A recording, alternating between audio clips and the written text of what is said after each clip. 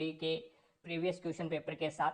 जैसा कि आप सभी को पता है, हमने इसके प्रीवियस क्वेश्चन पेपर है वो शुरू कर रखे हैं रेलवे ग्रुप डी के, और उसमें हमने एक पेपर है वो कंप्लीट कर लिया है, जो कि 17 अगस्त 2022 को पहली शिफ्ट में हुआ था 9 बजे। और आज हम ये दूसरा क्वेश्चन पेपर यानी जो दूसरी शिफ्ट में हुआ है 17/8/2022 को 12:45 पे ये क्वेश्चन पेपर आपका हुआ था, तो उसको आज इस क्लास में सोल्व करने वाले हैं। तो पीछे वाली अगर वो वीडियो नहीं देखी है तो इस क्लास के आई बटन या फिर डिस्क्रिप्शन बॉक्स में उसका लिंक मिल जाएगा, वहां से जाकर के उस वीडियो को देख लीजिएगा, या फिर आप प्लेलिस्ट बनी हुई है तो वहां से जाकर के आप कंटिन्यू सभी वीडियो को देख सकते हैं। चलिए शुरू करते हैं आज का सेशन। जिसने भी क्लास को लाइक नहीं किया है तो एक बार क्लास को लाइक जरूर करें भी, ताकि हमारा भी मोटिवेशन बना रहे। और चैनल पर अगर आप नए हैं तो चैनल को सब्सक्राइब कर लेना, पास में लगे बेल आइकन को जरूर दबा लेना, ताकि अपन जैसे ही नेक्स्ट वीडियो डालें तो उसका नोटिफिकेशन सबसे पहले आपके पास पहुंचे और आप तुरंत उसका लाभ उठा सको। चलिएगा, अब देखो भाई यहाँ पे क्वेश्चन दिया गया है ए, बी और सी कोई व्यवसाय शुरू करते हैं और वे क्रमशः 6 महीने, 12 महीने और 14 महीने के लिए साझेदारी करते हैं। यदि उनके लाभों का अनुपात है वो 5:4:7 है तो उनसे संबंधित निवेशों का अनुपात ज्ञात करो। तो निवेश बराबर क्या होता है, यहाँ पे देखो, निवेश बराबर होता है लाभ बटा समय होता है, लाभ बटा समय निवेश होता है। तो यहाँ पे लाभ कितना है, यहाँ पे प्रत्येक का अनुपात निकालेंगे अपन, तो यहाँ पे 5/6 रेशियो, अपने पास में 4/12 रेशियो, और यहाँ पे आ जाए 7/14। ये इसका क्या आ गया, निवेश का लाभ आ गया। तो इसको अपन सही बटे में बनाएंगे तो यहाँ पे 7 एकम 7 और 7 दुए 14, 1/2, 4 एकम 4, 4 तिये 12, और उसके बाद में यहाँ पे अगर इसको मैं 12 से मल्टीपल कर दूं, सभी को 12 से मल्टीपल कर दूं तो ये कट जाएगा भी। इसको 12 से मल्टीपल करेंगे, इसको 12 से और इसको 12 से, तो ये 2 एकम 2, 2 छके 12, तो यहाँ पे तो आ गया 6। अब 3 एकम 3 और 3 चौके 12, तो यहाँ पे आ गया 4, और यहाँ पे आ जाएगा 6 एकम 6 और 6 2 12, 5 2 10, तो ये आ गया। अब इसको और सरल कर लो तो ये 2 से कट जाएगा, 2 5 10, 2 2 4 और 2 3 6, तो ये आपका रेशियो आ जाएगा, वो आ जाएगा 5:2:3 रेशियो है वो आपका, इसमें निवेश का अनुपात आ जाएगा। यानी आपको याद रखना है निवेश बराबर क्या होता है, लाभ बटा समय होता है। आगे चलते हैं, नेक्स्ट देखो भी 2 नंबर क्वेश्चन देखिएगा। 2 नंबर क्वेश्चन है, एक तल पर 4 अलग अलग बिंदु इस प्रकार हैं कि कोई भी 3 बिंदु संरेख नहीं है। 3 बिंदु संरेख का मतलब हो गया भाई 3 बिंदु एक ही लाइन में नहीं है, और उनसे होकर खींची जा सकने वाली भिन्न ऋजु रेखाओं की संख्या ज्ञात कीजिए। भिन्न ऋजु रेखाओं की संख्या ज्ञात करनी है। तो यहाँ पे 3 बिंदु एक ही लाइन में नहीं होने चाहिए। इस प्रकार से 4 बिंदु है, 4 अलग अलग बिंदु है, इस प्रकार से ये हो गया, ठीक है। अब 3 बिंदु कोई भी एक लाइन में नहीं है, अब इनसे खींचे जा सकने वाली रेखाएं कितनी है वो बताना है। तो यहाँ पे देखिएगा अपन इस प्रकार से खींच सकते हैं भी, एक तो ये हो गया, ठीक है, और एक ये हो गई, और उसके बाद में एक ये हो गई, और एक ये हो गई। उसके बाद में 2 और खींचनी है, तो ये देखो भाई इस प्रकार से खींच जाएगी, और ये इस प्रकार से खींच जाएगी। तो ये टोटल लाइन कितनी होगी, 1 2 3 4 और 5 और ये 6, तो टोटल लाइन कितनी हो जाएगी, टोटल लाइन हो जाएगी आपकी 6। नेक्स्ट 4 नंबर क्वेश्चन है, वो यहाँ पे बताना है 35, 12 और 29, 23, 16 और 31 में क्या रिलेशन है, और वही रिलेशन है वो आपका यहाँ पे लग रहा है। अब देखिएगा 35, 12 और 29 और 23, 16 और 31। अब यहाँ पे अगर मैं देखूं तो 35 है, अब 35 में अगर 6, ये 12 है, 12 का आधा कर दूं 6, तो -6 कर दूं तो ये कितना आ जाएगा, 29 आ जाएगा, ठीक है। इसी प्रकार से यहाँ पे 23 है, 23 है, और ये जो 16 है, इस 16 का आधा करके ऐड कर दूं तो ये कितना आ जाएगा, 31 आ जाएगा। तो यहाँ पे देखिएगा एक तरीका यहाँ पे ये वाला है ना, ये थोड़ा सा सही नहीं बैठ रहा है, यहाँ पे ये क्वेश्चन में थोड़ा सा मिस्टेक हो सकता है। अब ये फॉर्मूला जो नीचे वाला लगा है ना भी, इस 23 में इस 16 का आधा करके जोड़ दें तो 31 आ रहा है। तो इसी प्रकार से ये 19 है, इस 19 में इस 4 को आधा करके इस 8 को आधा करके इसमें ऐड कर दें तो ये 23 आ रहा है, तो ये आंसर सही हो रहा है। तो ये दोनों सिचुएशन है वो सही हल हो रही है, लेकिन ये सिचुएशन सही हल नहीं हो रही है। तो यहाँ पे 2 नंबर ऑप्शन आपका राइट आंसर हो जाएगा। आगे चलते हुए नेक्स्ट देखिएगा। नेक्स्ट आपके सामने है 5 नंबर क्वेश्चन है। 5 नंबर क्वेश्चन ये बोलता है भी चुंबक क्षेत्र के अंदर स्थित धारावाही चालक पर लगने वाला बल, धारावाही चालक पर लगने वाला बल ज्ञात करने के लिए प्रयुक्त फ्लेमिंग के बाएं हाथ के नियम के अनुसार अंगूठा तर्जनी क्रमशः किस दिशाओं को निरूपित करते हैं, ये आपको बताना है। तो अंगूठा है वो तो बल की दिशा को निरूपित करेगा, ठीक है। बाएं हाथ का नियम में बताना है भी अंगूठा है वो तो क्या है, बल की दिशा को निरूपित करेगा। और जो तर्जनी है ये चुंबकीय क्षेत्र को निरूपित करेगी। और एक होता है मध्यमा, मध्यमा है ये विद्युत क्षेत्र को निरूपित करती है, ठीक है। तो ये फ्लेमिंग के बाएं हाथ नियम पे आधारित होता है भी। तो इसमें जो अंगूठा है वो तो बल की दिशा को निरूपित करेगा, तर्जनी है वो चुंबकीय क्षेत्र को निरूपित करेगी, और जो मध्यमा होती है वो विद्युत क्षेत्र को निरूपित करती है। आगे चलते हैं नेक्स्ट देखिएगा। नेक्स्ट 6 नंबर क्वेश्चन आपके सामने है, वो है निम्नलिखित में से कौन सा भाग पौधों में गैसीय विनिमय में सहायक है। कौन सा भाग है जो पौधों में गैसीय विनिमय में सहायक है, तो वो रंध्र आपका यहाँ पे राइट आंसर हो जाएगा, ठीक है। रंध्र होते हैं जो कि गैसीय विनिमय में गैसों का आदान प्रदान करने में क्या होते हैं, सहायक होते हैं। आगे देखो भी नेक्स्ट आपके सामने है यहाँ पे कोडिंग डिकोडिंग का क्वेश्चन है। एफ आता है 6 पे, यू आता है 21 पे, ई आता है 5 पे, एल आता है 12 पे। सभी को ऐड कर दो, सभी को ऐड करेंगे तो 21 और 5 26, 26 और 6 32, और 32 और 12 कितने होते हैं भी, 4 और 4 44, 44 होते हैं। अब इसको 50 लिखा है, कहने का मतलब इसमें 6 और ऐड कर दिया अपने से, तो ये 50 हो गया। इसी प्रकार से ये देखो भी JEER को 44 लिख रहा है, तो जे आता है 10 पे, और ई आता है 5 पे, ई आता है 5 पे, और आर आता है 18 पे। तो 10 और 10 20 हो गए, और 20 और 18 कितने हो गए भी, 38 हो गया। अब 38 में अगर मैं 6 ऐड कर दूंगा मेरे पास से, तो ये कितना हो जाएगा, 44 हो जाएगा। तो यही लॉजिक यहाँ पे लगा दो भी, एफ 6 पे आता है, ए 1 पे, और आर 18 पे, और 5 पे। तो ये कितना हो गया, 6 और 6 12, 12 और 18 कितने हो गए भी, 12 और 18 हो गया आपका 30, और 30 में अपने पास से 6 ऐड और कर दो तो कितने आ गया, 36 आ जाएगा। इस प्रकार से इसको सोल्व करना है भी। आई होप आपको प्रत्येक क्वेश्चन समझ में आ रहा होगा, कोई दिक्कत नहीं है, ठीक है। आगे देखो भी यहाँ पे 8 नंबर क्वेश्चन है, मोहसिन राम पृथ्वी पर स्थित सर्वाधिक आर्द्र स्थान है और यह में स्थित है। तो ये खासी की पहाड़ियों में स्थित है, और खासी की पहाड़ियां कहाँ पे है भी, मेघालय। खासी की पहाड़ियां कहाँ पे है, मेघालय में है। तो मोहसिन राम है जहाँ पे सबसे ज्यादा है वो वर्षा होती है। तो ये आर्द्र स्थान है वो खासी की पहाड़ियों में है, और खासी की पहाड़ियां कहाँ पे है, मेघालय में आपका राइट आंसर होगा। आगे चलता हूँ नेक्स्ट देखो भी। नेक्स्ट आपके सामने 9 नंबर क्वेश्चन है, और 9 नंबर क्वेश्चन में आपको बताना है भी एच है वो, यानी एच से एस बड़ा है क्या, एच से एस बड़ा है क्या। तो यहाँ पे देखो भी ये एस है, अब एस से बड़ा वाई है, और वाई से बड़ा एच है। तो यहाँ पे तो ये उल्टा हो रहा है, तो उल्टा हो रहा है तो पहली कंडीशन तो लग ही नहीं रही। पहली कंडीशन में पूछा है भी एस बड़ा है क्या एच से, लेकिन जो स्टेटमेंट है उसमें तो दिखा रखा है भी एच बड़ा है, एस बड़ा नहीं है। तो पहली स्टेटमेंट है जो निष्कर्ष है वो गलत हो जाएगा। दूसरा देखो भी, दूसरा क्या बोल रहा है, दूसरा बोल रहा है भी वाई बड़ा है क्या, वाई है वो ए से बड़ा है क्या। तो यहाँ पे ए और एक्स तो बराबर है, और एक्स और एस बराबर है, तो इसका मतलब है वो एस और ए भी बराबर होंगे। अब यहाँ पे एस से बड़ा कौन है, वाई है, तो वाई का मतलब ये हो गया भी ए से भी बड़ा होगा। तो यहाँ पे दो सेकंड जो निष्कर्ष है वो सही हो जाएगा, ठीक है। तो यहाँ पे केवल निष्कर्ष सेकंड है वो सही हो जाएगा। आगे देखते हैं नेक्स्ट देखो भी। नेक्स्ट आपके सामने 10 नंबर क्वेश्चन है। अब ये क्वेश्चन समझने वाला है बढ़िया तरीके से।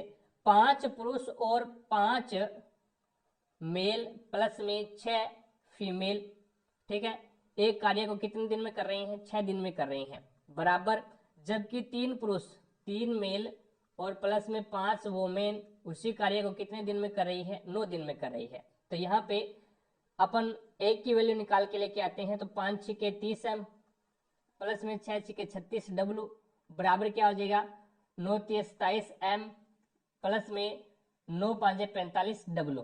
तो अब m को तो एक साइड में ले जाओ और w को एक साइड में ले जाओ, तो यहाँ पे 27 है, ये बराबर से दूसरी साइड में जाएगा तो यहाँ पे 3m बच जाएगा। 36 प्लस का है, दूसरी साइड में जाएगा तो ये माइनस का बच जाएगा, तो यहाँ पे 9w हो जाएगा। तो एक m की वैल्यू अपने पास में क्या आ गई, एक m की वैल्यू आ गई 3w, यानी एक मेन है, एक आदमी है वो 3 महिलाओं के समान है, एक आदमी है वो 3 महिलाओं के समान है, ये हमने यहाँ पे निकाल लिया। अब देखो आगे क्वेश्चन में क्या पूछा है, आगे क्वेश्चन में बोला है 3 पुरुष और 2 महिलाएं हैं, वो उस कार्य को कितने दिन में कर रही है। तो एक कंडीशन तो उसमें इसमें से ठा लो और एक कंडीशन ये है ही, तो इसमें इफ पूरे क्वेश्चन को महिलाओं में कन्वर्ट कर लो। 5 पुरुष है, एक पुरुष 3 महिला के समान है, तो 5 पुरुष है वो कितने महिला के समान हो जाएगा, 15 के समान हो जाएगा, प्लस में 6 महिलाएं और है इसमें, तो 6 से गुणा कर दो और इंटू 6 दिन बराबर क्या है 3 पुरुष, एक पुरुष है वो 3 महिला के समान है, 3 पुरुष कितने महिलाओं के समान हो जाएगा 9 के समान, प्लस में 2, तो यहाँ पे इसका मान ज्ञात करना है, कितने दिन में कार्य करेगा, तो x हो जाएगा। तो 16 और 6 21, 21 इंटू 6 बराबर 9 और 2 11, 9 और 2 11 x की वैल्यू निकालनी है, तो यहाँ पे x क्या आ जाएगा मल्टीपल में डिवाइड में आ जाएगा। अब देख लो इसको मल्टीपल करोगे आप तो 6 कम 6 और 6 2 12, यानी 126 में आप क्या करोगे 11 से इसको डिवाइड करोगे। अब देखो भी इसमें डिवाइड करो, 11 एकम 11 और बच गया कितना 1 16, 11 एकम 11 कितना बच गया 5 बच गया, तो ये हो जाएगा 11, 11 सही 5/11, तो यहाँ पे 11 सही 5/11 दिन में हो जाएगा, यानी 2 नंबर ऑप्शन आपका राइट आंसर हो जाएगा। आगे देखो भी नेक्स्ट आपके सामने 11 नंबर क्वेश्चन है और 11 नंबर क्वेश्चन बोलता है भी इनमें से कौन सा विद्युत मोटर के आर्मेचर के भाग है। विद्युत मोटर का आर्मेचर क्या होता है, भी आर्मेचर वो होता है जो चुंबक के बीच में जो लोहे की जो क्रोड होती है वो जो घूमती है घूर्णन करती है वो आर्मेचर होता है। चुंबक के बीच में जो घूमता है ना वो आर्मेचर होता है। तो वो मृदु लोहे कोर, मृदु लोहा कोर है उसका बना होता है, एकदम सही है कोई दिक्कत नहीं, ये आर्मेचर का ही भाग है। कुंडली है ये भी आर्मेचर का भाग है, लेकिन चुंबक है ना ये आर्मेचर का भाग नहीं है, चुंबक के बीच में वो घूमता है, आर्मेचर का भाग नहीं है, चुंबक अलग है। तो यहाँ पे पहला और दूसरा ये दोनों क्या है आर्मेचर के भाग हो जाएंगे। तो यहाँ पे 4 नंबर जो ऑप्शन है ना वो आपका राइट आंसर हो जाएगा भी, ठीक है, पहला और दूसरा दोनों ही आर्मेचर के भाग है। आगे देखो भी नेक्स्ट आपके सामने है, नेक्स्ट 12 नंबर क्वेश्चन है, इसमें आपको बताना है क्या लॉजिक लग रहा है, कोडिंग डिकोडिंग का है। तो यहाँ पे देखो भी इस प्रकार से लिखा है इसने COWBOY, ठीक है, और इसको लिखा है WOC और YOB, तो ये देखो इस प्रकार से इसने कोडिंग की है इसकी, ठीक है, समझ में आ रही है बात। तो इसी प्रकार से इसको देख लो भी, इसमें FLOWER है। अब इसको क्या करेगा ये, इसको इसको और इसको इस प्रकार से OLF और यहाँ पे आ जाएगा REW, तो ये देख लो बन रहा है नहीं बन रहा, OLF REW, तो यहाँ पे 2 नंबर ऑप्शन हो जाएगा, कोई दिक्कत ही नहीं है। आगे देख, आगे चलो अभी नेक्स्ट, साथ साथ में क्लास को लाइक करते रहिएगा, जिसने भी क्लास को लाइक नहीं किया है तो एक बार क्लास को लाइक जरूर करें भी, ताकि हमारा भी मोटिवेशन बना रहे, ठीक है। अब देखो इसमें क्या बोला है इसने, OPQRST और U 7 डिब्बे हैं जिनमें से एक के ऊपर एक रखा गया है, किंतु इसका क्रम यही नहीं है। R और P के बीच में केवल एक डब्बा रखा गया है, R और P के बीच में क्या है एक डब्बा रखा गया है, R और P के बीच में एक डब्बा है, S और T के बीच में केवल एक डब्बा है, S और T के बीच में भी क्या है एक डब्बा रखा गया है, P और Q के बीच में केवल एक डिब्बा रखा गया है, P और Q के बीच में भी क्या है एक डिब्बा रखा गया है, Q को सबसे नीचे रखा गया है, Q है वो सबसे नीचे रखा गया है, तो T को Q के ठीक ऊपर रखा गया है, तो Q के ठीक ऊपर कौन आ जाएगा T आ जाएगा, तो यहाँ पे भी कौन आएगा फिर यहाँ पे S आएगा, यही सिचुएशन है भी S और T के बीच में, तो एक डब्बा है एक डब्बा हो गया, और Q और P के बीच में एक डब्बा है वो एक डब्बा आ गया, कोई दिक्कत नहीं है। अब आगे ये क्या बोल रहा है, S और Q के बीच में कितने डब्बे हैं, S और Q के बीच में 2 डब्बे हो जाएंगे P और T, तो यहाँ पे 2 ऑप्शन आपका राइट आंसर हो जाएगा। आगे देखो अभी नेक्स्ट 14 नंबर क्वेश्चन है, उस संख्या का चयन कीजिए जो यहाँ पे बताना है प्रश्नवाचक कितने लुप्त संख्या ज्ञात करनी है। तो यहाँ पे कितना आ रहा है, यहाँ पे 5 जोड़ दिया इसमें। अब इसमें कितना जोड़ा है, तो इसमें 7 जोड़ दिया, और यहाँ पे कितना जोड़ दिया, यहाँ पे 9 जोड़ेगा, फिर 36 और 10 46 होते हैं, तो 9 जोड़ दिया। और अब यहाँ पे कितना जोड़ेगा, यहाँ पे 11 जोड़ देगा, और यहाँ पे कितना जोड़ेगा, अब 13 जोड़ देगा। तो 156 में आप 13 जोड़ दो, 6 और 3 9, और 5 और 1 6 और 1 169 आ जाएगा। यानी पहले 5 फिर 7 फिर 9 फिर 11 फिर 13, यानी 2 का अंतर आ गया। ठीक है, आगे देखो भी नेक्स्ट आपके सामने है, ये क्वेश्चन समझने वाला है, बढ़िया क्वेश्चन है। अब यहाँ पे देखो आपको डायग्राम दिया गया है, यहाँ पे आई यानी धारा है, और यहाँ पे वी विभवांतर दिया गया है। अब देखिएगा धारा है वो इस प्रकार से है, यानी बढ़ रही है, ऊंचा होगा वो क्या है, धारा बढ़ रही है, और इस साइड यानी जैसे नीचा होगा उसमें क्या होगा, धारा विभवांतर बढ़ रहा है। अब यहाँ पे देखिएगा ये 3 प्रतिरोध दिए गए आपको, R3 R1 और R2, ये 3 प्रतिरोध दिए गए आपको। अब इसमें बताना है भी क्या सिचुएशन रहती है, क्या कंडीशन रहती है। जैसे देखिएगा प्रतिरोध क्या होता है, प्रतिरोध है R, ये क्या है, धारा के विपरीत लगता है, भी धारा के विपरीत लगता है। यानी अगर मैं बात करूं यहाँ पे V बराबर ओम का नियम होता है, V बराबर आई आर होता है, V बराबर क्या होता है, आई आर होता है। I बराबर क्या हो जाएगा, फिर R हो जाएगा, यानी I बराबर क्या हो जाएगा, V बटा R हो जाएगा। अब इसमें क्या है, उल्टा संबंध है, यानी अगर धारा बढ़ती है, धारा यानी विद्युत धारा बढ़ेगी तो प्रतिरोध कम हो जाएगा, और प्रतिरोध बढ़ेगा तो धारा कम हो जाएगी। तो कहने का मतलब ये है भी सबसे ज्यादा विद्युत धारा किस में बह रही है, तो सबसे ज्यादा विद्युत धारा है वो आर में बह रही है, क्योंकि आर है वो थोड़ा सा खड़ा है यहाँ पे। ठीक है, तो इसकी जो हाइट है वो ज्यादा है R1 और R2 के कंपैरिजन में। तो यहाँ पे R3 में सबसे ज्यादा धारा प्रवाहित हो रही है, तो इसमें सबसे ज्यादा धारा प्रवाहित हो रही है, तो इसमें क्या है, प्रतिरोध कम होगा। जिसमें धारा प्रवाहित होगी, ज्यादा धारा प्रवाहित होगी, उसमें प्रतिरोध कम हो जाएगा, और जिसमें प्रतिरोध ज्यादा होगा तो उसमें धारा प्रवाहित कम होगी। तो R3 में सबसे ज्यादा धारा प्रवाहित हो रही है, तो यहाँ पे इसमें प्रतिरोध क्या हो जाएगा, प्रतिरोध इसमें कम हो जाएगा। तो ये लो प्रतिरोध कम हो गया, ये निशान प्रतिरोध का हो गया, भी R3 है वो कम है। अब R2 में फिर क्या है, धारा ज्यादा प्रवाहित हो रही है, किसके अकॉर्डिंग, R2 के अकॉर्डिंग। तो यहाँ पे इसमें भी प्रतिरोध कम होगा, तो इस प्रकार से ये है वो निशान लग जाएगा। यानी R3 में सबसे कम प्रतिरोध है, फिर R1 में, और फिर R2 में। तो सबसे ज्यादा प्रतिरोध किस में होगा, R2 में प्रतिरोध होगा, और उसके बाद में R1 में, और उसके बाद में R3 में। तो यहाँ पे ये वाला ऑप्शन है वो आपका राइट आंसर होगा। आई होप आपको समझ में आया होगा भाई। धारा और प्रतिरोध, विद्युत धारा और प्रतिरोध है वो एक दूसरे के क्या होते हैं, उल्टे होते हैं। धारा बढ़ेगी तो प्रतिरोध कम हो जाएगा, प्रतिरोध ज्यादा होगा तो धारा कम हो जाएगी भी। ठीक है, अब यहाँ पे देखिएगा क्वेश्चन में क्या दिया गया है, क्वेश्चन में आपको बताना है भी ऐसे कितने अकाउंटेंट है जो द्विभाषी है, ऐसे कितने अकाउंटेंट है जो द्विभाषी है। तो द्विभाषी है तो वो मेल्स भी हो सकते हैं, कोई दिक्कत नहीं है, मेल्स वाला आ सकता है इसके अंदर। तो यहाँ पे अकाउंटेंट भी होना चाहिए और द्विभाषी भी होना चाहिए, तो वो 7 भी है और 15 भी है, 7 भी है और 15 भी है, तो 7 और 15 कितने हो गए, 22। तो आपका यहाँ पे 22 ऑप्शन है ना, वो राइट आंसर हो जाएगा भाई।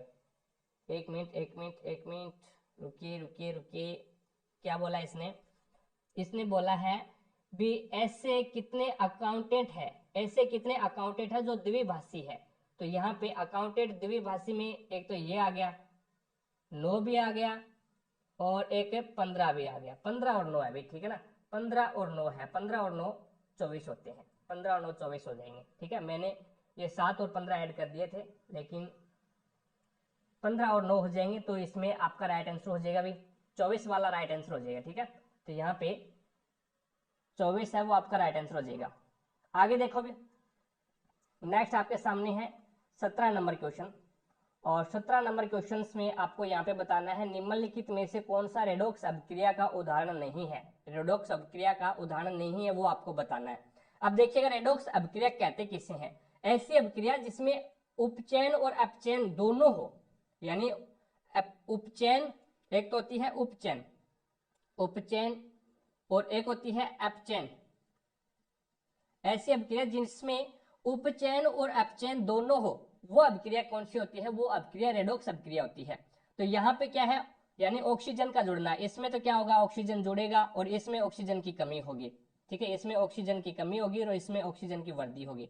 तो यहाँ पे देखिएगा ये अभिक्रिया है ZnO, यानी जिंक ऑक्साइड है वो कार्बन के साथ करवाई जा रही है। तो यहाँ पे जिंक और यहाँ पे ऑक्सीजन Zn यानी जो जिंक है उससे ऑक्सीजन हट रही है और कार्बन में ऑक्सीजन जुड़ रही है। तो यहाँ पे दोनों अभिक्रिया हो रही है, यानी ऑक्सीजन जुड़ भी रही है और घट भी रही है। अब यहाँ पे देखो भी MnO मैग्नीज ऑक्साइड है, HCl के साथ करवाई जा रही है हाइड्रोक्लोरिक एसिड के साथ। तो यहाँ पे MnCl2 बन जाएगा, यानी मैग्नीज से क्या है, ऑक्सीजन हट गया, Cl2 आ गया, यानी मैग्नीज क्लोराइड हो गया। और यहाँ पे हाइड्रोजन है, हाइड्रोजन के साथ में क्या है, ऑक्सीजन जुड़ गया, तो ये जल बन गया। तो यहाँ पे भी दोनों साथ में हो रही है। अब यहाँ पे क्या है, Na सोडियम है, सोडियम में ऑक्सीजन नहीं थी, लेकिन ऑक्सीजन जोड़ने के पर ये क्या बन गया, Na2 यानी सोडियम ऑक्साइड बन गया। तो इसमें भी क्या है, दोनों अभिक्रिया साथ में हो रही है। AgNO3 सिल्वर नाइट्रेट होता है, सिल्वर नाइट्रेट होता है। तो यहाँ पे न तो ऑक्सीजन जुड़ रही है और न ही क्या है, ऑक्सीजन घट रही है। तो यहाँ पे जो 4 नंबर है ना, इसमें क्या है, रेडॉक्स अभिक्रिया नहीं हुई। NO3 है अपने आप में एक क्या है, एलिमेंट है, यानी कहने का मतलब कंपाउंड है जो कि नाइट्रेट है, नाइट्रेट होता है। AgNO3 ये नाइट्रेट होता है और ये NaCl। तो इसमें अगर आपसे पूछ ले भी ये अभिक्रिया कौन सी है, तो ये अभिक्रिया है वो द्विविस्थापन अभिक्रिया है, द्विविस्थापन अभिक्रिया हो जाएगी ये, ठीक है। तो यहाँ पे 4 नंबर है ना, उसमें रेडॉक्स अभिक्रिया नहीं हुई है। आगे देखो, अभी आगे आपके सामने क्वेश्चन है, वो है 1876 में भारत की राष्ट्रीय आय का प्रथम प्राकलन किसने किया था? तो दादा भाई नारोजी ने किया था और दादा भाई नारोजी ने PCI यानी इनकम निकाली थी, वो 20 रुपए निकाली थी, 20 रुपए प्रति व्यक्ति आय निकाली थी प्राकलन समिति के अनुसार 1876 में दादा भाई नारोजी ने। और इनकी एक बुक भी है, ठीक है, बुक भी लिखी हुई है, तो वो भी बहुत बार क्वेश्चन पूछ लिया जाता है, तो वो बुक भी आपको याद रखनी है भी, ठीक है। तो उस बुक का नाम होता है poverty and un British rule in India. ये पुस्तक भी पूछी जाती है भी किसकी लिखी हुई है, तो ये दादा भाई नारोजी की लिखी हुई है, ठीक है।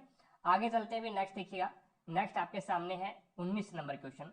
और 19 नंबर क्वेश्चन ये बोलता है मनुष्य के पाचन तंत्र में होने वाली कौन सी क्रिया गंदगी पर साबुन के पाइशीकरण की क्रिया के समान होती है? जैसे कि अपन किसी गंदी चीज के ऊपर साबुन लगाते हैं तो वो साबुन क्या है, धीरे धीरे उसको क्या कर देता है, साफ कर देता है, एकदम साफ नहीं करता, वो धीरे धीरे उस पे क्या है, उसके जो गंदगी के जो कण है उसको क्या है, पहले बड़े कण होते हैं उसको छोटे में कन्वर्ट करता है, फिर और छोटे में कन्वर्ट करता है, उस प्रकार से उसे क्या है पाइशीकरण के रूप में उसको क्या है, साफ कर देता है।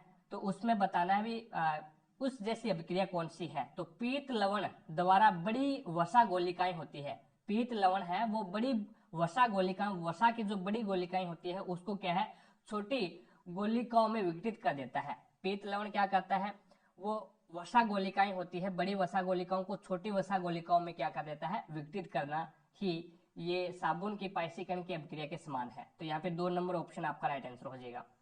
आगे देखो अभी नेक्स्ट आपके सामने है 20 नंबर क्वेश्चन। और 20 नंबर क्वेश्चन में आपको यहाँ पे बताना है,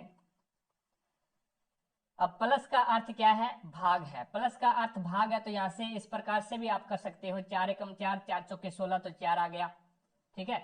और उसके बाद में आगे यहाँ पे क्या दिया गया है, माइनस का अर्थ है गुणा, तो माइनस का अर्थ है गुणा, 8 चौके 32 हो गया भाई, ठीक है। और भाग का अर्थ क्या है, माइनस है, तो भाग का अर्थ है माइनस हो गया, और 3, और गुणा का अर्थ क्या है, प्लस है, तो यहाँ पे प्लस हो गया। 32 और 3 कितने होते हैं, 32 और 2 34, और 34 में से 3 जाएगा तो 31 बच जाएगा। तो यहाँ पे 4 नंबर ऑप्शन आपका राइट आंसर हो जाएगा, ठीक है।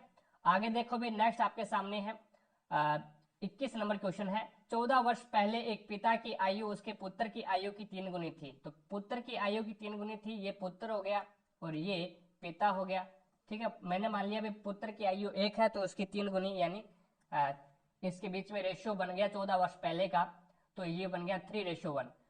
वर्तमान में पिता की आयु उसके पुत्र की आयु की दुगनी है, तो उसके पुत्र की आयु की क्या है, दुगनी है। तो यहाँ पे वर्तमान में ये है हमारे, ये 14 वर्ष पहले का था, ये वर्तमान में है, ये वर्तमान में है। तो इनके बीच अंतर कितने का आ गया, इनके बीच में अंतर तो आ गया 14 के, लेकिन हमारे रेशो में तो अंतर नहीं आ रहा, हमारे रेशो में अंतर नहीं आ रहा।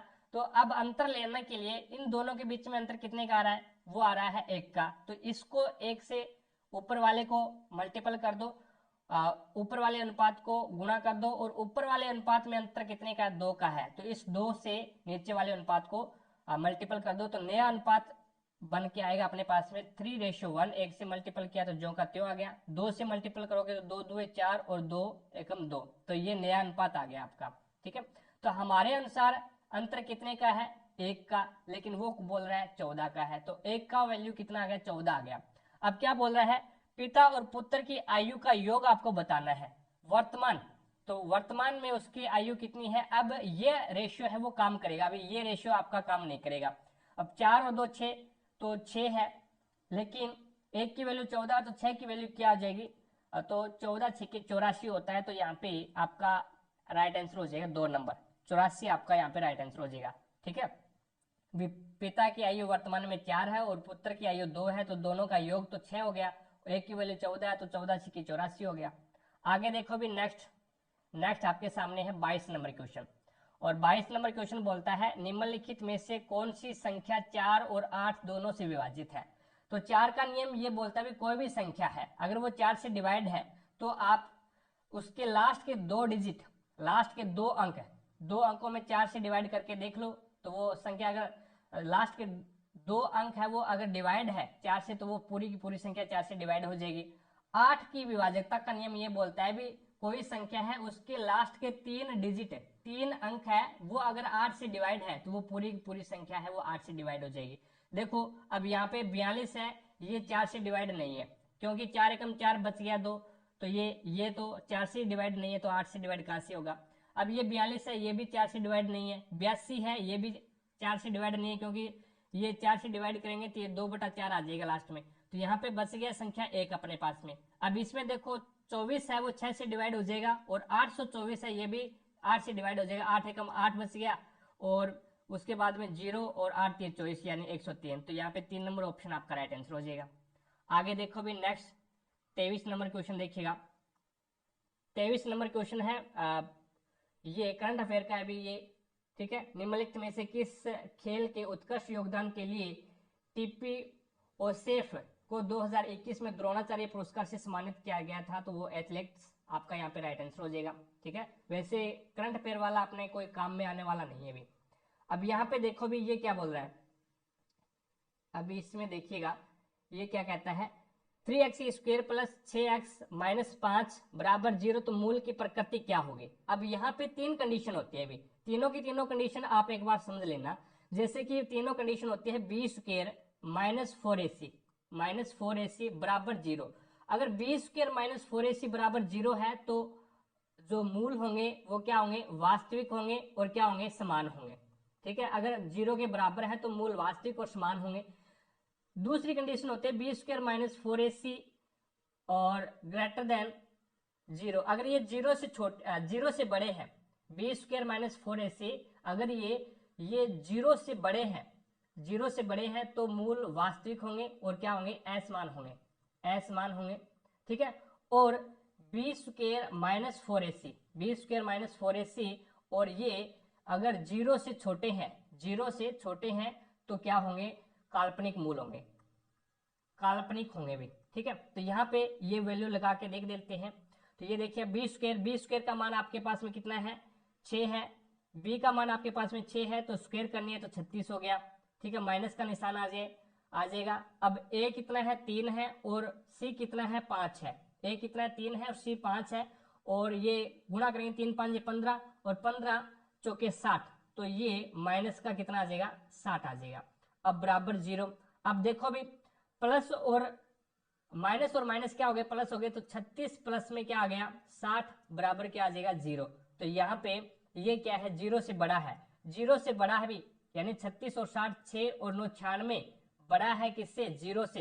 तो यहाँ पे कौन सी ये वाली कंडीशन लगेगी, यानी वास्तविक होंगे और क्या होंगे, असमान होंगे। तो मूल वास्तविक होंगे और क्या होंगे, असमान होंगे। तो 3 नंबर ऑप्शन आपका राइट आंसर हो जाएगा।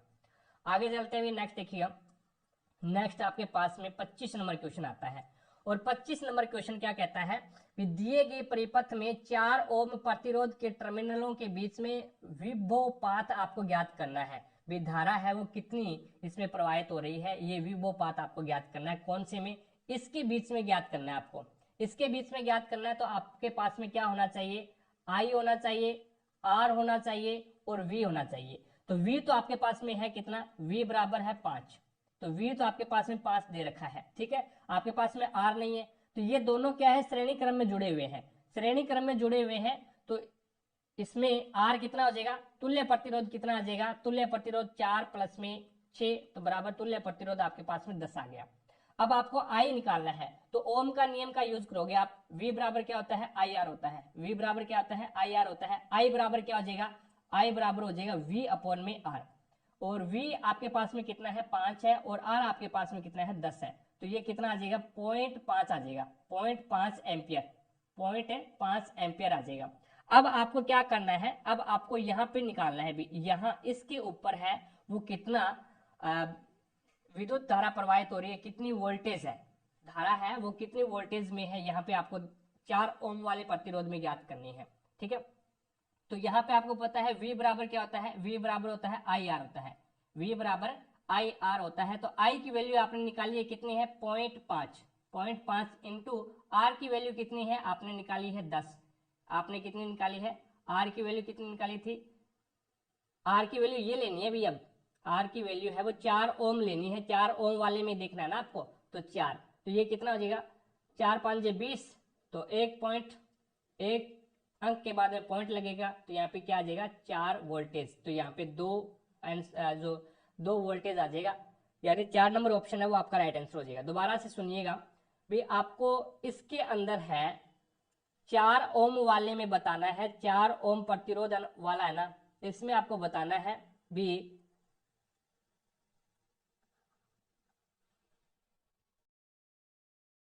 अब देखो भी यहाँ पे, अब अपने को 4 ओम में विभक्त वल्य यानी विभव पात बताना है, वोल्टेज कितना इसमें प्रवाहित हो रहा है। तो यहाँ पे देखिएगा, ओम के नियम से अपन हल करेंगे। अपने पास में V दिया गया है 5 वोल्टेज है, और यहाँ पे R अपन को निकाल लेना है क्योंकि ये श्रेणी क्रम में है, तो डायरेक्ट जुड़ जाएगा। 6 और 4 10 हो गए, ठीक है। तो तुल्य प्रतिरोध 10 आ गया आपके पास में।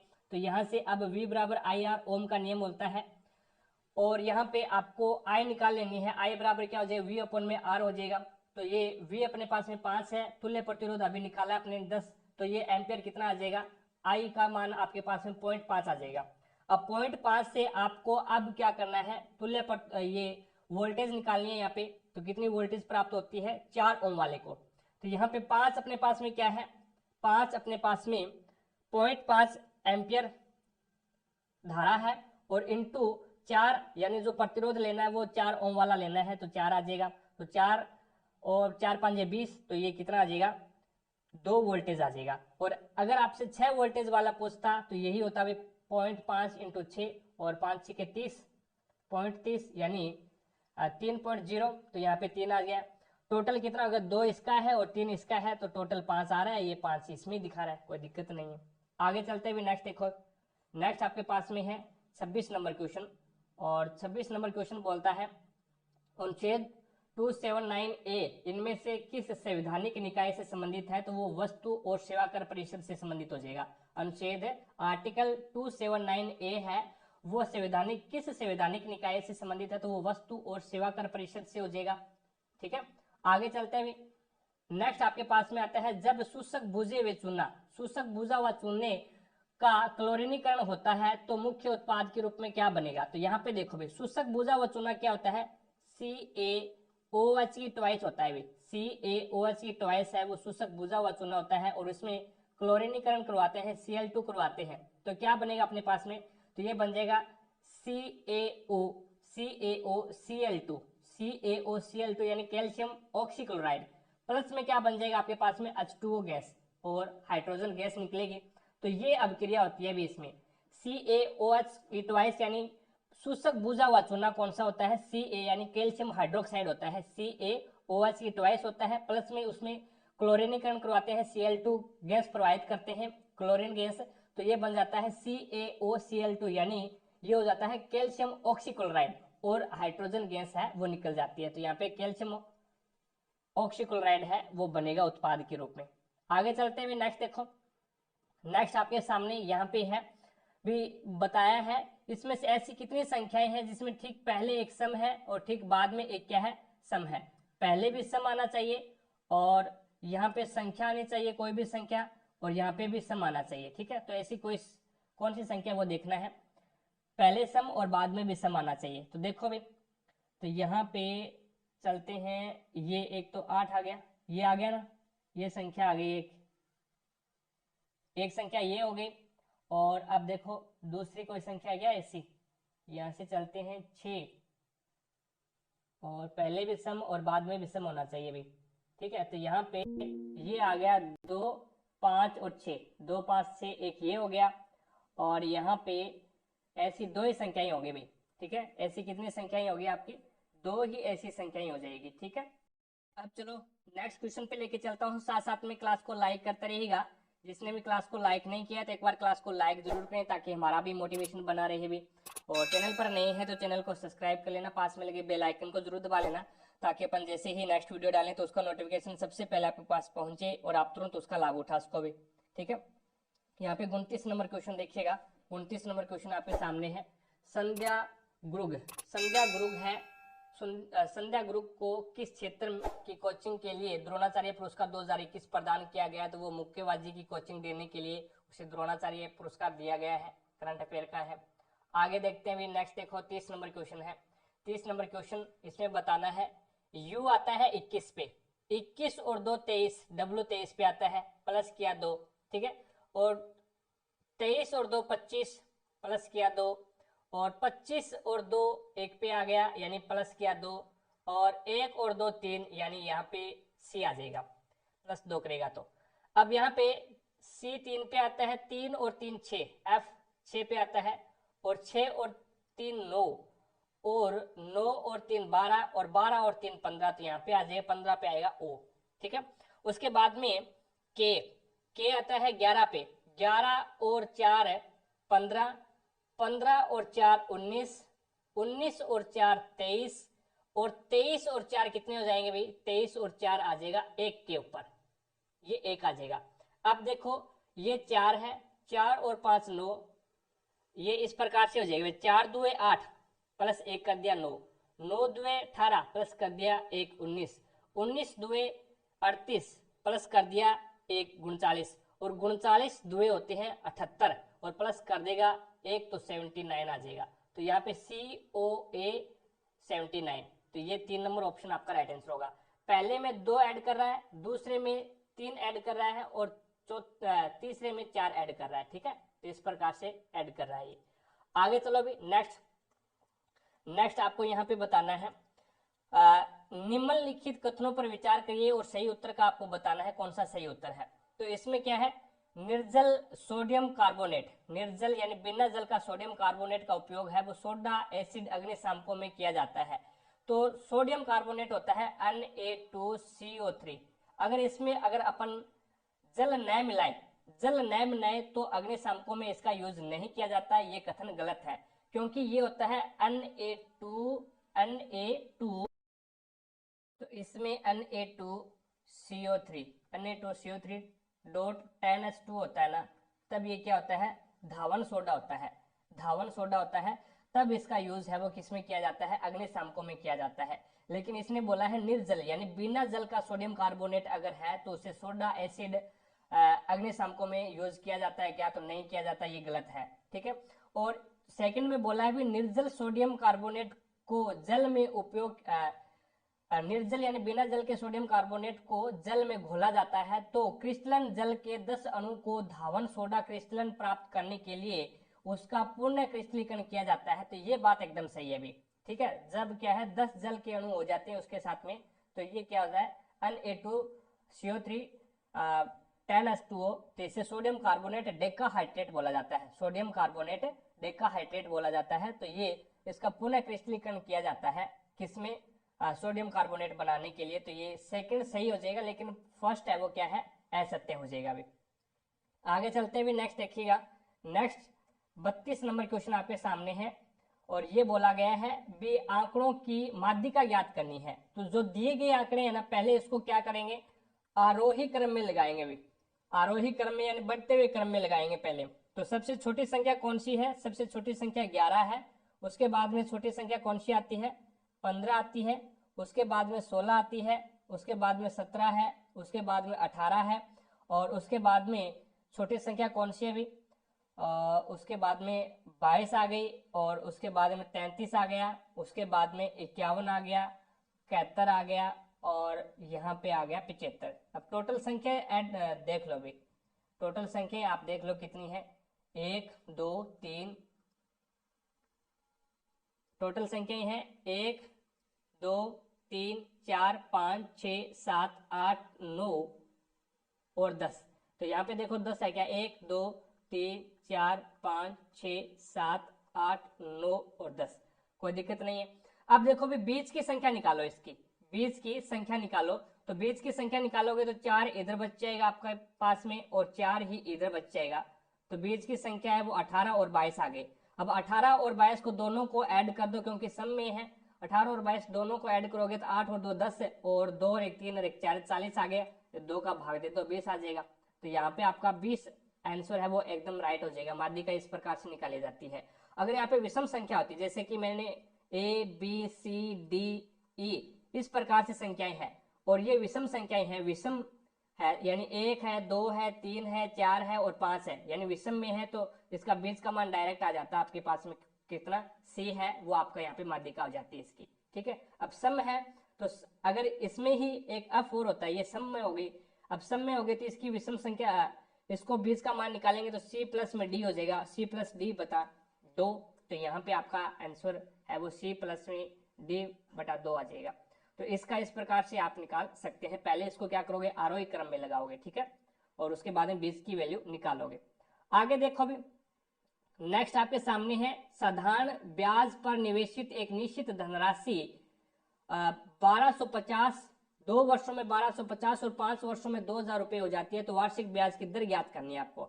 2 वर्षों में कितनी हो जाती है, 1250 रुपये हो जाती है और 5 वर्षों में ये कितनी हो जाती है, 2000 रुपये हो जाती है। ठीक है, साधारण ब्याज में क्या होता है, प्रत्येक साल का ब्याज है वो समान होता है। तो यहाँ पे 3 साल का ब्याज मेरे पास में कितना आ रहा है, तो ये 2 साल की राशि है, यानी ये क्या है, मिश्र धन है आपके पास में। और ये यहाँ पे 5 साल की जो राशि है ये कितना है, ये भी मिश्र धन है एक प्रकार से। तो यहाँ पे 3 साल का ब्याज मेरे पास में कितना निकल के आया, 3 साल का ब्याज है वो 2000 में से 1250 निकाल दोगे तो ये मेरे पास में 750 रुपये आ गया।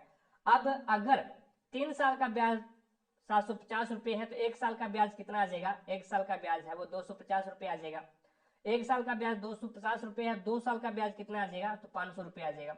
अब क्या करोगे आप, ये 2 साल का मिश्र धन है, ये क्या है 1250 रुपये 2 साल का मिश्र धन है और हमारे पास में 2 साल का ब्याज आ गया, 2 साल का ब्याज आ गया। अगर मिश्र धन में से ब्याज निकाल देंगे तो अपने पास में क्या बचेगा भाई, अपने पास में यानी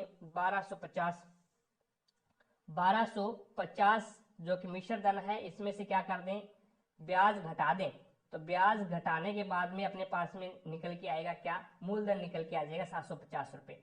अब आप क्या करो, आपको वार्षिक दर ज्ञात करनी है, दर ज्ञात करनी है तो ब्याज कितना है 500 रुपये और इंटू कर दो 100 और अपोन में मूलधन कितना है 750 रुपये इंटू समय कितना है 2 वर्ष है। तो यहाँ पे आपकी ये हो जाएगा, 1 शून्य से 1 शून्य काट दिया हमने, 25 चौका 100 और 25 तिये 75। ठीक है, और यहाँ पे 2 एकम 2, 2 दुए 4, 50 दुए 100, 100 बटा कितना हो गया 3, तो ये आ गया 33 सही, 1 बटा 3 यहाँ पे 33 सही 33.33। तो यहाँ पे 2 नंबर ऑप्शन है वो आपका राइट आंसर हो जाएगा। हमने क्या किया, 2 साल का आपको मिश्र धन दिया गया है और 5 साल का मिश्र धन दिया गया है, इन दोनों के बीच में से हमने 3 साल का ब्याज निकाल लिया 750, 2 साल का ब्याज 500 हो गया। अब 2 साल के मिश्र धन में से अपने क्या कर दिया, ब्याज घटा दिया। तो ब्याज घटा दिया तो मूलधन अपने पास में कितना आ गया, 750 रुपये आ गया। तो इस प्रकार से अपन इसको फिर साधारण ब्याज का जो सूत्र है, फॉर्मूला है, उससे अपन हल कर सकते हैं।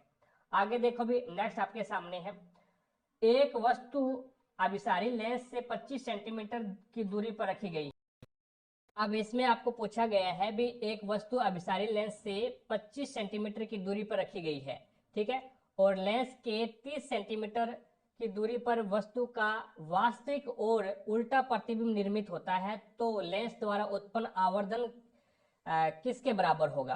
तो यहाँ पे देखिएगा अभिसारी लेंस, अभिसारी लेंस कौन सा होता है अभी, अभिसारी लेंस है वो होता है उत्तल लेंस, उत्तल लेंस है उसे ही हम क्या बोलते हैं, अभिसारी लेंस बोलते हैं। और दर्पण में उत्तल है वो क्या हो जाता है, अपसारी दर्पण हो जाता है, ठीक है। तो यहाँ पे अपसारी लेंस है उसमें एम, आवर्धन को एम से डिनोट करते हैं, एम बराबर होता है वी अपॉन में यू, वी अपॉन में यू, वी का मान होता है प्रतिबिंब की दूरी, वी होता है प्रतिबिंब की दूरी और यू होता है बिंब की दूरी, बिंब वी प्रतिबिंब होता है और यू होता है बिंब, बिंब यानी वस्तु। तो यहाँ पे ये बोल रहा है 25 सेंटीमीटर की दूरी पर क्या रखा गया है, 25 सेंटीमीटर की दूरी पे आपका वस्तु रखा गया है। तो 25 सेंटीमीटर यू की वैल्यू क्या आ गई, यू की वैल्यू आपको लेनी पड़ेगी माइनस में, क्योंकि वस्तु है वो किस साइड में है, बाई ओर है। और वी, वी यहाँ पे आपको दिया गया है, अभिसारी लेंस है 30 सेंटीमीटर की दूरी पर बनता है, तो ये क्या है, दाईं ओर बनता है प्रतिबिंब इसका, तो ये प्लस में ही होगा। तो यहाँ पे ये आ जाएगा 30 अपॉन में v की वैल्यू 30 है और u की वैल्यू है 25, ये माइनस में है, तो ये 5 से काट दो तो 5 छिके 30 और 5 5 ये 25, तो यहाँ पे इसका आवर्धन आ जाएगा -6/5, -6/5, 3 नंबर ऑप्शन आपका राइट आंसर हो जाएगा। अभी आगे चलो, अभी नेक्स्ट आपके सामने है,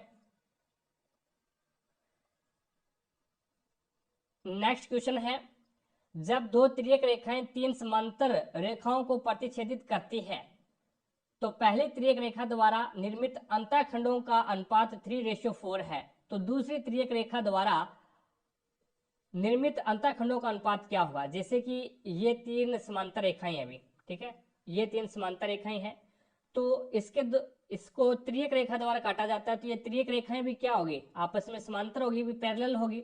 अब इसके जो अंतःखंड है, जो अंदर का जो कोण है, यहाँ पे ये कोण बोल रहा है, ये कोण, इस कोण का जो रेशियो है वो क्या है, 3:4 है, ये 3 है और ये 4 है। अब ये बोल रहा है भी इसका और इसका क्या कोण होगा, तो जब ये रेखाएं पैरेलल है, ये रेखाएं क्या है, पैरेलल है, और ये जो तिर्यक रेखाएं हैं वो भी क्या होती है, एक दूसरे के पैरेलल होती है। अगर यहाँ पे 3:4 बनाया है तो यहाँ पे भी क्या बनेगा, 3:4 के अंतःखंडों का अनुपात होगा, अभी इसका 3:4 ही हो जाएगा। तो यहाँ पे 1 नंबर ऑप्शन आपका राइट आंसर हो जाएगा, ठीक है।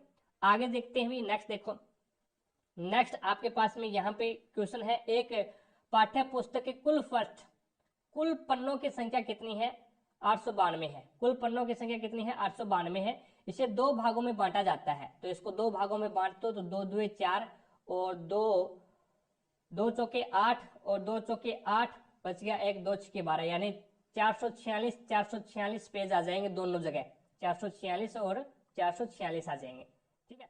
अब ये क्या बोलता है, पुस्तक के दूसरे भाग में पहले भाग की तुलना में 52 पृष्ठ है वो कम है, यानी इन दोनों का अंतर क्या है, 52 पृष्ठ है, एक में तो 52 पृष्ठ कम है और एक में 52 क्या है, ज्यादा है। तो आप क्या करोगे, इसमें तो 26 ऐड कर दो और इसमें 26 घटा दो, तो क्या हो जाएंगे, ये समान हो जाएंगे, यानी इसमें से 26 ऐड करोगे तो ये कितना हो जाएगा, 6 और 6 12, 1 4 2 6 और 7 और 1 हो जाएगा 4, यानी एक में 472 आ गया, और इसमें क्या कर दो आप 26 घटा दोगे तो ये 0 हो गया, और ये हो जाएगा 4 2 और 1 4, 420 और 472। अब 420 और 472 हो गया, दोनों को ऐड करोगे तो 800 कितने हो जाएंगे, 92, और दोनों का अंतर देखोगे तो कितना आ जाएगा, 52 आ जाएगा, यानी एक में हमने 26 जोड़ दिया और एक में 26 घटा दिया। तो पुस्तक के दूसरे भाग के पृष्ठ कितने हैं, तो दूसरे भाग के पृष्ठ है वो 420 हो जाएंगे, एक के तो 472 है और एक के कितने हो जाएंगे, 420, तो यहाँ पे 3 नंबर ऑप्शन आपका राइट आंसर हो जाएगा। आगे देखो भी, नेक्स्ट आपको दिया गया है, बी दी गई श्रृंखला में आपको बताना है, दी गई श्रृंखला में सभी सम संख्याओं को एक ऐसी संख्या में बदल दिया जाता है, जितने भी सम संख्याएं हैं उसको एक ऐसी संख्या से बदल दिया जाता है जो अभाज्य है और सम दोनों ही है। यानी अभाज्य और सम कौन सी संख्या है, दो है, जो एक अभाज्य संख्या भी है और जो एक सम संख्या भी है। और इस प्रकार बनने वाले परिणामी श्रृंखला में ऐसे कितनी संख्याएं होगी जिसके ठीक पहले अभाज्य संख्या है और ठीक बाद एक प्रतीक है। यहाँ पे अभाज्य संख्या आनी चाहिए और यहाँ पे संख्या होगी और यहाँ पे प्रतीक होगा। तो ऐसी कितनी संख्याएं हैं जिसके ठीक पहले क्या आ जाएगा, एक अभाज्य संख्या है। पहले तो आपको क्या है, जितनी भी सम संख्याएं हैं उसको 2 के अंदर कन्वर्ट करना है। तो यहाँ पे 4 है तो इसको 2 के अंदर कन्वर्ट कर दो, ये 2 आ जाएगा, ठीक है। और यहाँ पे आगे देखो भी ये 4 है तो इसको भी 2 के अंदर कन्वर्ट कर दो, ये 2 आ जाएगा। और उसके बाद में 2 को कन्वर्ट नहीं करना, जितनी भी सम संख्याएं हैं उसको 2 के अंदर कन्वर्ट करना है। 2 को तो फिर ऑलरेडी 2 में हो ही जाएगा और इसको भी 2 में कन्वर्ट करना है। यहाँ पे 6 है, 6 को 2 में कन्वर्ट कर दो भाई। और उसके बाद में अब देखो, अब एक स्टार्टिंग में एक अभाज्य संख्या होनी चाहिए। एक क्या है, एक अभाज्य संख्या नहीं है, सबसे छोटी अभाज्य संख्या 2 ही होती है। अब 2, उसके बाद में संख्या आनी चाहिए, फिर प्रतीक आना चाहिए। तो यहाँ पे चलते हैं आगे और एक अभाज्य संख्या 5 एक क्या है, 5 एक अभाज्य संख्या है। 5 एक अभाज्य संख्या है और उसके बाद में एक संख्या आई है और उसके बाद में एक प्रतीक आया, ये बन गया एक जोड़ा, ये बन गया, ठीक है। उसके बाद में देखो, उसके बाद में आगे चलते हैं। नेक्स्ट अपने पास है 5। 5 एक क्या है, अभाज्य संख्या है। उसके बाद में एक संख्या आई है और उसके बाद में प्रतीक आया, एक ये बन गया। उसके बाद में यहाँ पे एक अभाज्य संख्या ये रहा, एक ये बन जाएगा भाई, ठीक है। जैसे कि अभाज्य संख्या और फिर संख्या आनी चाहिए। तो यहाँ पे अभाज्य संख्या 2 है, एक ये 2 अभाज्य संख्या है, फिर 2 आ गई और फिर क्या आ गया, एक प्रतीक आ गया। इसी प्रकार से इसमें देखो भी यहाँ पे क्या बन रहा है, यहाँ पे 3 है, ये बन गया एक 3 अभाज्य संख्या है और 2 और उसके बाद में हैज आ गया, प्रतीक आ गया एक। और उसके बाद में देखो कोई और आगे बन रहा है क्या, और आगे नहीं बन रहा है। तो यहाँ पे 4 बन जाएगा, 1 2 3 और 4, ये 4 संख्याएं हैं, 4 संख्याएं बन जाएगी, ठीक है। यानी जिसके अभाज्य संख्या फिर संख्या और फिर प्रतीक आना चाहिए। आगे देखो भी नेक्स्ट आपके सामने है, ये 38 नंबर क्वेश्चन है। Sine square 22 degree plus sine square 68 degree और कोस स्क्वायर 33 डिग्री प्लस में कोस स्क्वायर 57 डिग्री का अनुपात यानी रेशियो निकालना है भी, इसका रेशियो कितना होगा। अब देखिएगा 38 नंबर क्वेश्चन हमें दे रखा है कि साइन स्क्वायर 22 डिग्री प्लस में साइन स्क्वायर 68 डिग्री और कॉस स्क्वायर 33 डिग्री प्लस में कॉस स्क्वायर 57 डिग्री का अनुपात क्या होगा। तो अपन ये जानते हैं कि साइन 90 डिग्री माइनस में थीटा बराबर होता है कॉस थीटा। अब देखिएगा साइन स्क्वायर 22 डिग्री को मैं क्या लिख सकता हूं, मैं इसको ऐसे लिख सकता हूं क्या साइन स्क्वायर 90 डिग्री माइनस में थीटा, थीटा का मान मैं यहाँ पे 68 कर दूं, 68 भी 90 डिग्री में से अगर 68 डिग्री घटाएंगे तो 22 डिग्री वापस आ जाएगा। प्लस में क्या चल रहा है, साइन स्क्वायर 68 डिग्री। तो साइन 90 माइनस थीटा क्या होता है, कॉस थीटा, अभी मैंने लिखा है यहाँ पे। तो ये बन जाएगा, स्क्वायर है तो स्क्वायर लगा दो, कॉस स्क्वायर 68 डिग्री प्लस में ये हमें दे रखा है साइन स्क्वायर 68 डिग्री। और ये अपन आइडेंटिटी अच्छे से जानते हैं कि साइन स्क्वायर थीटा प्लस में cos square theta is equal to 1 होता है हमेशा। तो थीटा का मान यहाँ पे 68 डिग्री है तो इसका रिजल्ट कितना आएगा, 1 आएगा। इसी प्रकार से इसको सोल्व आउट करें तो कॉस स्क्वायर 33 डिग्री है, इसको क्या मैं ऐसे लिख सकता हूँ 90 डिग्री माइनस में 57 डिग्री, 90 डिग्री माइनस में 57 डिग्री प्लस में कॉस स्क्वायर 57 डिग्री।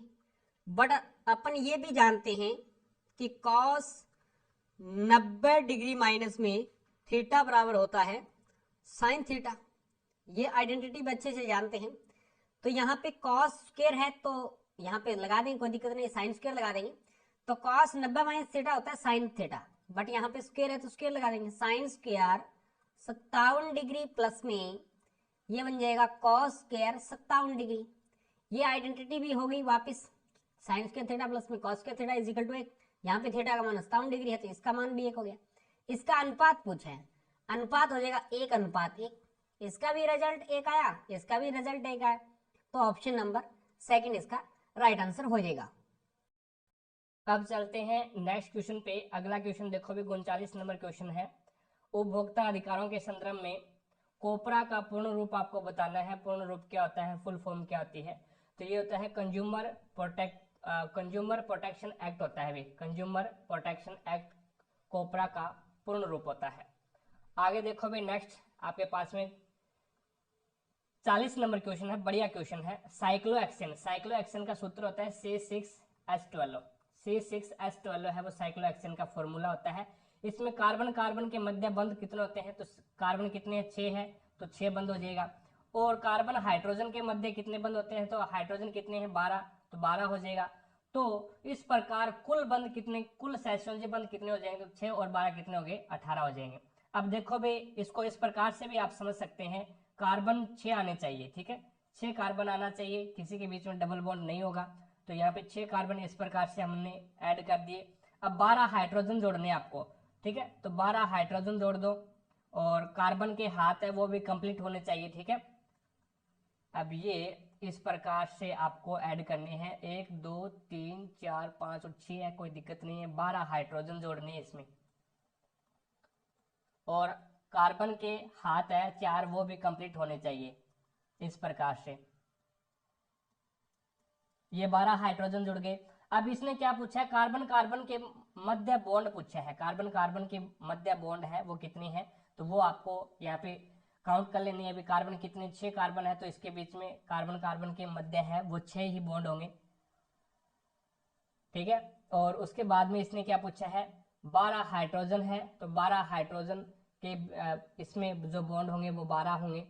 और उसके बाद में इसने पूछा है कार्बन और हाइड्रोजन यानी कुल कितने बॉन्ड होंगे? तो कुल कितने होंगे? तो कुल 18 हो जाएंगे, 12 और 6 18 हो जाएंगे। इस टोटल को आप काउंट करोगे ना टोटल, तो ये 18 ही बॉन्ड होंगे। ये बॉन्ड होते हैं भी, ये जो बॉन्ड होते हैं ना, ये जुड़े हुए हैं वो बॉन्ड होते हैं, ठीक है। तो ये टोटल कितने हो जाएंगे? 18 हो जाएंगे। तो साइक्लोहेक्सेन का फॉर्मूला होता है C6H12। आगे चलते हुए नेक्स्ट देखिएगा, ये भी बढ़िया क्वेश्चन है साइंस का, और साइंस के 25 क्वेश्चन आते हैं अभी, ठीक है, साइंस के 25 क्वेश्चन आते हैं। अभी इसने बोला है भी, निम्न में से आपतित किरण निर्गत किरण को क्रमशः किस प्रकार दर्शाया गया है? जो आने वाली किरण है वो क्या है? आपतित किरण है। तो यहाँ पे ए और बी क्या हो जाएगी? आपतित किरण हो जाएगी, ठीक है। उसके बाद में प्रिज्म से जो निकल रही है, प्रिज्म से जो निकल रही है बी और सी, ये तो आपतित, ये आपतित किरण हो जाएगी। और ये बी और सी है, ये अपवर्तित किरण है। ये क्या है? अपवर्तित किरण है, ठीक है। और उसके बाद में बी और सी ये अपवर्तित किरण होगी। और उसके बाद में सी और डी, सी और डी ये क्या होगी? इसकी ये निर्गत किरण हो जाएगी। ये क्या है? निर्गत किरण हो जाएगी। और यहाँ पे अगर मैं अभिलंब डालूंगा, यहाँ पे अगर मैं अभिलंब डालूंगा, तो ये जो कोण बनेगा ना, ये कोण आई बनेगा, ठीक है। और ये जो कोण बनेगा, ये कोण क्या बनेगा? आर बनेगा। यानी ये आपतन कोण बनेगा और ये आर कोण बनेगा। और यहाँ पे अगर मैं अभिलंब डालूंगा, तो ये कोण है, ये कोण बनेगा ई, और ई कोण होता है निर्गत कोण, तो ये कोण बनेगा निर्गत कोण। तो ये भी बहुत बार पूछ लेता है। और अगर इसको अपन पीछे की ओर बढ़ाएं और इसको आगे की ओर बढ़ाएं, और जिस साइड में ये एक दूसरे को काटेगा, यहाँ पे जो कोण बनेगा वो यहाँ पे विचलन कोण होगा। वो क्या होगा? विचलन कोण हो जाएगा, ठीक है।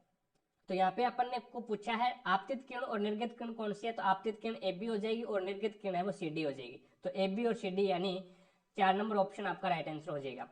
आगे देखते हैं भी, नेक्स्ट देखो भी, नेक्स्ट आपके पास 42 नंबर क्वेश्चन है। और 42 नंबर क्वेश्चन में क्या दिया गया है? इसमें दिया गया है, यहाँ पर चलो भी, यहाँ पे इसने बोला है यदि परीक्षा फर्स्ट और सेकंड दोनों का पूर्णांक क्या है? 80 है, दोनों का पूर्णांक 80 है। और परीक्षा तीसरी 3 नंबर जो टेस्ट है इसका पूर्णांक क्या है? 100 है। तो टोटल पूर्णांक कितना हो गया? 80 और 80 160, और 100 260 हो गया। टोटल पूर्णांक कितना हो गया? 260 है। तो तीनों सभी परीक्षाओं का प्रदर्शन को हेतु ए और सी, ए ने सी से कितने प्रतिशत अधिक अंक प्राप्त किए हैं? तो ए ने टोटल कितने अंक प्राप्त किए वो देख लो। ए ने पहले में 45 है, दूसरे में 50 है, और तीसरे में 75 अंक है, ठीक है। सी ने पहले में 40 अंक प्राप्त किए, दूसरे में 45 और तीसरे में 65 अंक प्राप्त किए। अब जोड़ लो, 5 और 5 10, और 6 और 4 10, और 4 14, और 5 1 15, 150 अंक सी ने प्राप्त किए हैं। और तीनों परीक्षाओं में 5 और 5 10, ए ने कितने प्राप्त किए अभी? और 7 और 5 12, 12 और 4 16, और 1 17। तो यहाँ पे ए ने प्राप्त किए हैं 170 और सी ने प्राप्त किए हैं 150 अंक। तो इसने पूछा क्या है, ए ने सी से कितने प्रतिशत अंक अधिक प्राप्त किए हैं, तो ए ने सी से 20% अंक अधिक प्राप्त किए हैं। और आपको क्या निकालना है, यहाँ पे प्रतिशत निकालना है। तो 20 अंक प्राप्त किए हैं, किसमें से, 260 में से अधिक प्राप्त किए हैं, और प्रतिशत निकालने के लिए 100 से मल्टीपल कर दो। तो यहाँ पे 1 से 1 कैंसिल हो जाएगा, 2 एकम 2 और 13 2 26। तो 100 के अंदर आप क्या करोगे, 13 का भाग लगाओगे, 13 7 91 होता है, बच गया कितना, 9 90, 13 छिक्के, यहाँ पे 13 7 91 लग गया पॉइंट, और 13 छिक्के 13 13 5 65, 13 छिक्के 78। तो ये 7.6 के लगभग आ जाएगा, 7.6 के लगभग यहाँ पे ऑप्शन नंबर 4 में ही है। तो यहाँ पे 7.69% आ जाएगा भाई, ठीक है। आगे देखो भी, नेक्स्ट आपके सामने है 43 नंबर क्वेश्चन, और वो ये है ए और बी, ए की आयु बी की आयु से दुगनी है। ये ए की आयु है, ये ए की है, ये बी की है, और ये सी की है, ठीक है। अब यहाँ पे इसने बोला है ए की आयु है वो बी से दुगनी है, और बी की आयु है वो सी की आयु के 1/3 के बराबर है। बी की आयु सी की आयु के 1/3 के बराबर है। अगर मैं सी की आयु मान लूँ भी 6 है, सी की आयु 6 मान लूँ, तो बी की आयु कितनी हो जाएगी भी, 6 का 1/3 निकालना है, तो यहाँ पे 2 हो जाएगा, ठीक है। और यहाँ पे ए की आयु है वो बी से दुगनी है, तो बी की 2 है तो ए की 4 हो जाएगी। तो ये मैंने 6 इसीलिए माना भी ये सही बटे में ना आए, यानी फ्रैक्शन में या फिर भिन्न के अंदर ना आए, तो इसीलिए मैंने 6 माना है इसको। तो यहाँ पे क्या बोला है, ए बी और सी की आयु का योगफल 42 है। तो हमारे अनुसार योगफल इसका कितना है, 6 और 4 10 और 2 12, लेकिन वो पर्सन में बोल रहा है 42 है, तो एक का मान निकाल लो, 42 बटे कितना आ गया, 12। अब इसने बोला क्या है, ए और बी की आयु का योगफल ज्ञात करना है। तो ए और बी की आयु का योगफल हमारे अनुसार क्या है, 4 और 2 6, तो इंटू कर दो 6 से, तो 2 एकम 2, 6 एकम 6, 6 2 12, और 2 एकम 2 21, 2 42, तो यहाँ पे 21 आ जाएगा। तो 4 नंबर ऑप्शन है वो आपका राइट आंसर हो जाएगा।